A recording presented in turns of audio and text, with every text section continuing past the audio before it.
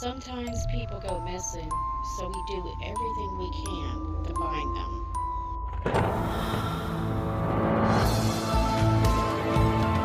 Welcome to Talking News with Debbie. It's been several months now, and there's still no signs of Sarah Galway. Instead of a shovel, an axe, some heavy-duty trash bags. Andrea McDonald is a wonderful human being who is like an angel here on earth.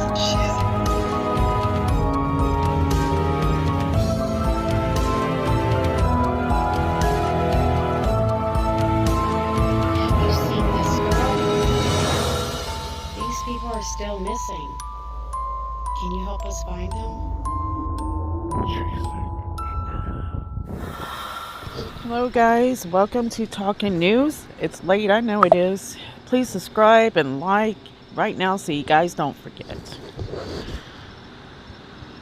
I'm freezing. Ooh, it's cold. Okay, so we're going over the KELSEY BERRETH case, guys, tonight. And as you know, I made a video earlier talking about what we would expect most likely to come out on these opening statements.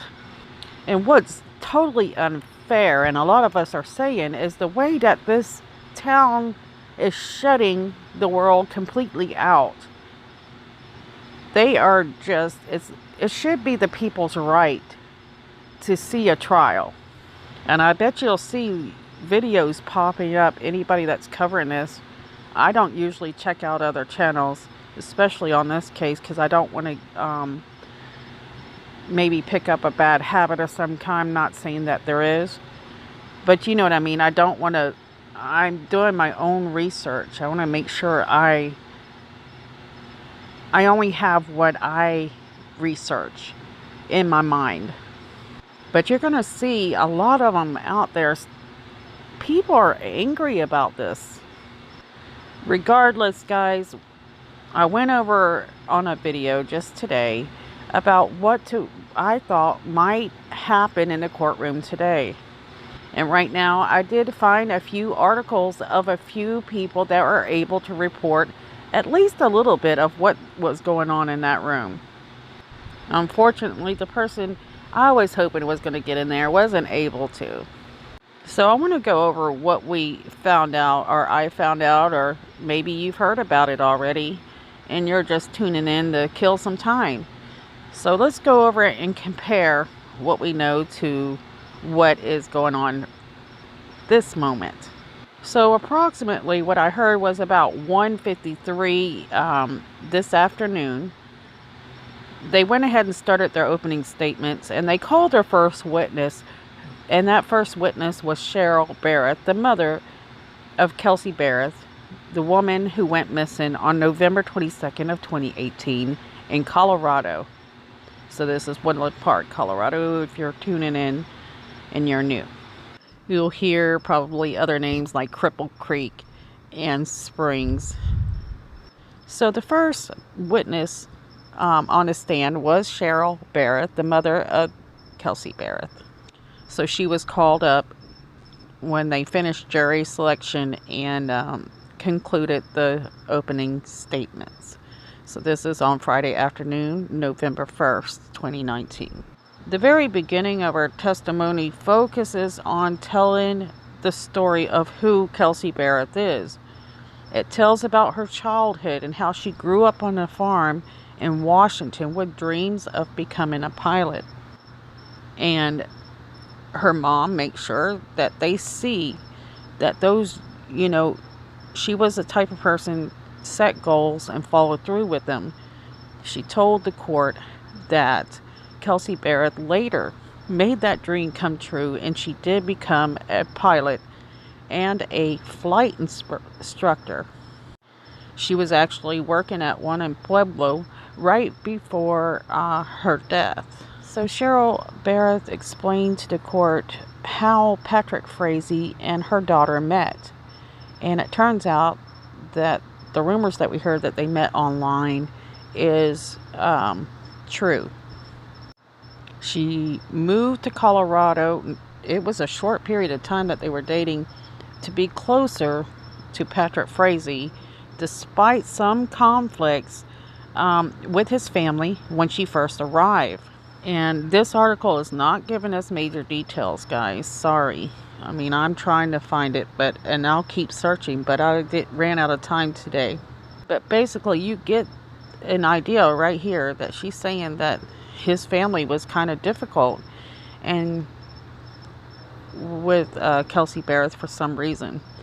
They say, well, her mom says that she bounced between a studio apartment in one area to a home in the Grand Junction area before finally purchasing her townhome and moving into it. She also spoke about that birthday party that we heard about at the very beginning when all this happened, for the baby of Patrick Frazee and Kelsey Berreth. Now, this is not what, I don't know if this was spoken about, but I'm thinking this is what this birthday party is about, and I want to remind you guys. So this is coming from the information, the old information I know, because I do not have what was said in the court about this. But I do believe that the reason why that birthday was brought up was Patrick Frazee made a threat of what he wanted to do to a hospital administrator after an incident after their daughter was born. I don't know if you guys remember that, but I do.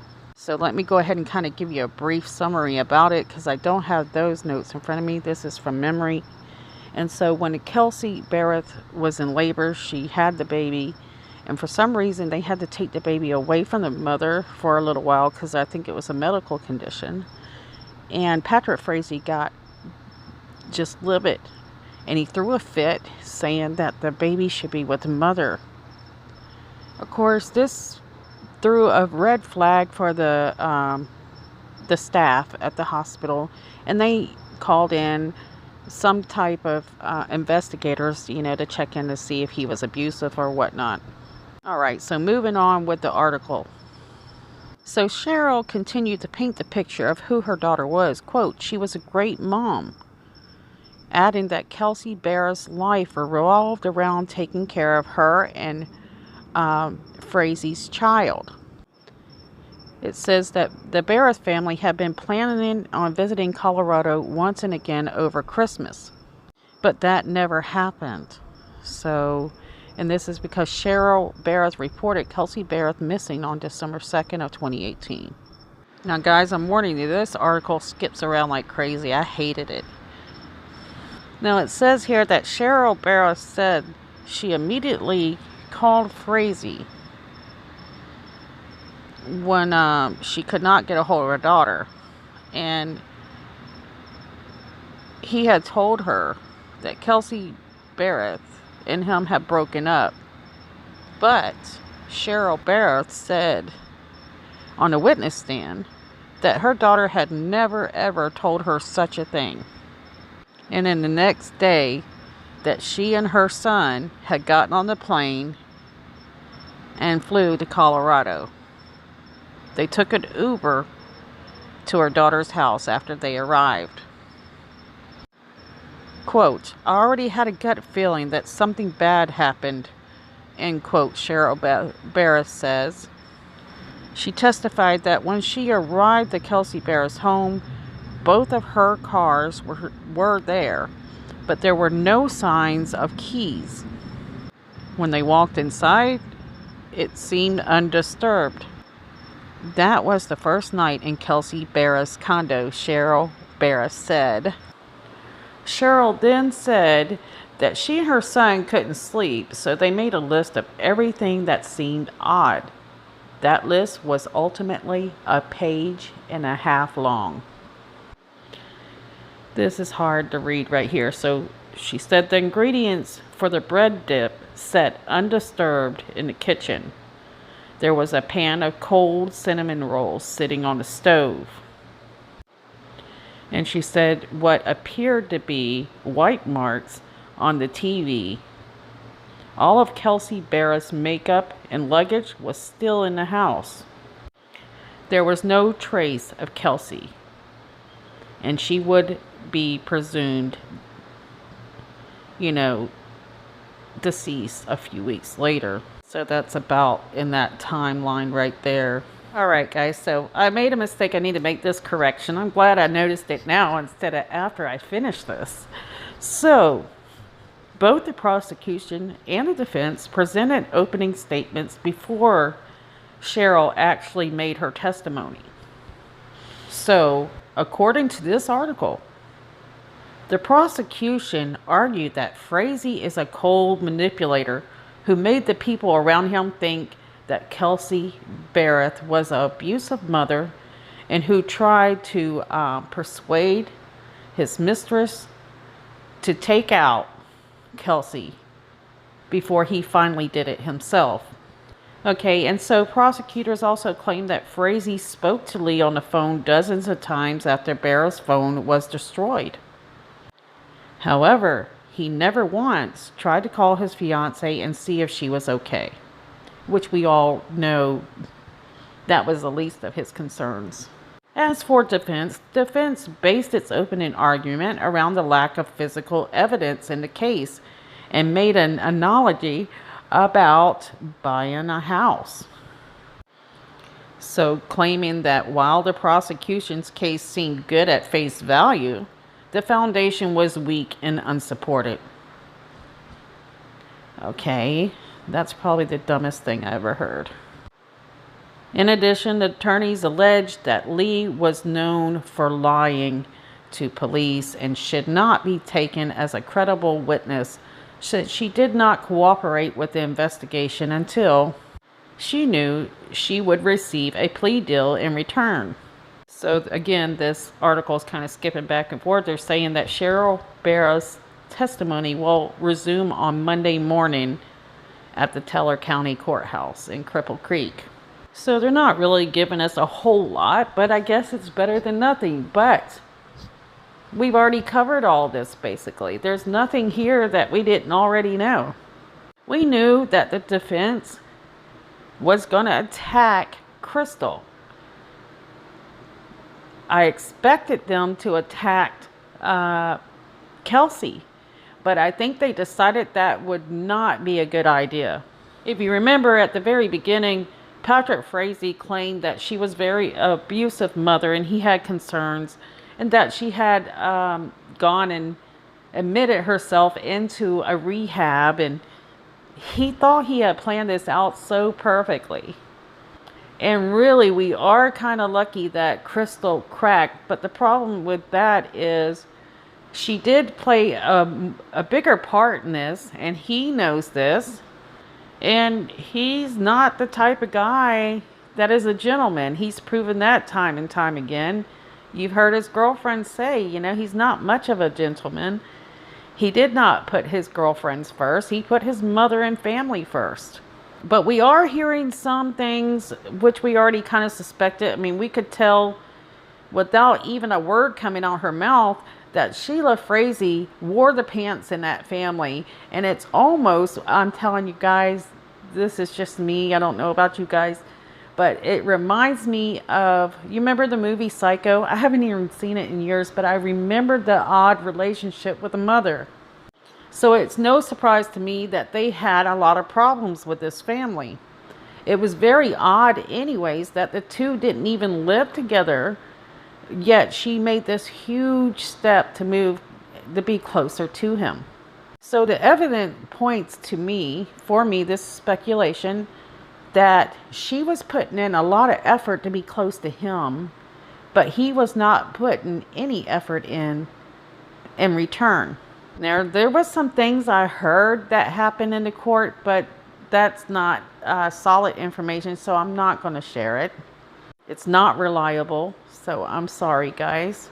But oh my gosh, it's not right that the courts are shutting the public out like this. I'm going to say this again, and I think we are to stress our anger over this, because I believe on a court, something like this should be open to the public.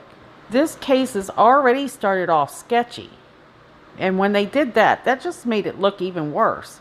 So really, we have our eyes not only on Patrick Frazee and Crystal Lee Kinney, Now we have to worry about is why is this small town hiding it?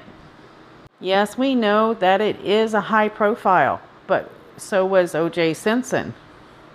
It just doesn't make sense, to me. This seems like they're just hiding something. So yeah, we should definitely stress to them, at least write an email saying, look, this isn't right. This is America. And we should have the right to see, if we have a trial going on, to know what's going on. So it is a very small town. It has its old ways, and really they can still pull those strings if they're smart enough. So we talked about this earlier today, and we knew kind of which direction this was going to go. So I'm guessing on Monday they'll pick up with, more of communication between her and Patrick Frazee, probably. What she's seen while she was there. Probably get a few questions. Hopefully we'll hear more than what we're hearing right now. I think what they're having trouble writing these articles is like me. You're trying to figure out, you're trying to update the new people, and then you have all this new information, and all together it's so much information. It's very difficult to put out for, the people who are following it versus the new people. Now, what I heard is there is a guy that lives in that town. He's keeping up with the story. I heard that he was supposed to be able to get into the court, but I don't think he was able to. I forgot what they call him, something dad. And if I could, I haven't been able to go check him out. Somebody was talking about that. And it's already, right, it's midnight now. And I've been working on this all day. So I don't have time to check all these things out. All I know is a lot of people, you would think, why are they tuning in? And I think the majority of them are tuning in because they know that this is a complete wreck of an investigation. Something smells dirty, and they are afraid that somebody's going to get away with something. And poor KELSEY Berreth, we don't know where she's at, firstly. And people are afraid the family won't get justice. Now, I have to tell myself always, you are innocent until proven guilty, but the evidence, to me, they're saying this is weak evidence. I'm telling you, this evidence is so strong. There's no way that neither one of them. It's just, nobody understands this plea deal that they made first. And second, they don't understand how the physical evidence, there's still physical evidence. And the problem is, after what she said, when you know that the evidence has been turned to ash, it's not like you're going to get much from that either. I just don't understand how these two could be so cold. Times have changed, guys, and I don't like it. Anyways, I'm going to go ahead and shut this down tonight because I'm absolutely tired. And I'm sorry, we just can't get much more than what we have right now. So I'm hoping this helps some of you guys out there that don't have cable, or you're out of the country and it's difficult to get any information on this case. So I want to send out my hugs out to the KELSEY Berreth family. My gosh, hang in there, guys. We're all with you. We're hoping for justice, and we're hoping that it be swift justice.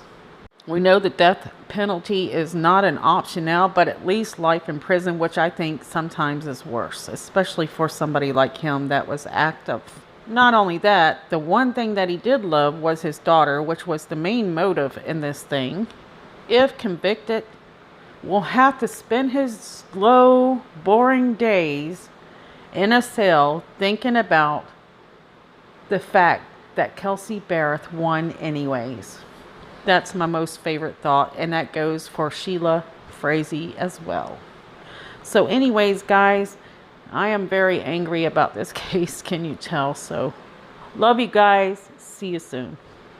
Oh, if I made a mistake, you catch it, you can correct it in comments. I hope I didn't, because I'm just absolutely super tired. All right, now I'm gone. Bye, guys.